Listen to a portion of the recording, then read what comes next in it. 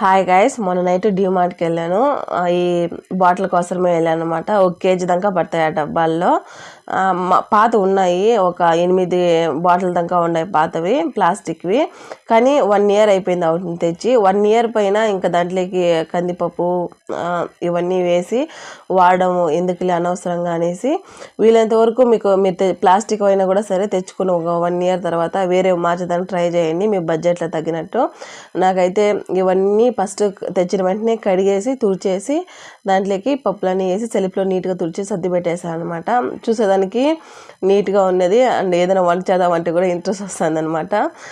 ఇంకా ఇవి కూడా వేస్ట్ పాడేయకుండా నా దగ్గర ఉండే కంటైనర్స్లోకి సాంబ్రాణి, ఇప్పుడు చిప్పలు పగలు కొట్టుకుంటున్నాను అనమాట నేను సాంబ్రాణి వేసేదానికి. అవి సబీనా ఇట్లా అవన్నీ కూడా కొద్దిగా పూజకు సంబంధించినవి వేసి వాటిని కూడా ఒక సైడ్కి పెట్టేశాను. పిండి విలువ నాకు నిన్న పిండి ఇడ్లీ పిండి విలువ ఫ్రైడే నైట్ తెలిసింది. అంటే మా పిల్లలు ఇద్దరికి ఏం చేయాలని తెలియకుండా కొద్దిగా రైస్ కొబ్బరి చట్నీ చేసేసాను అనమాట.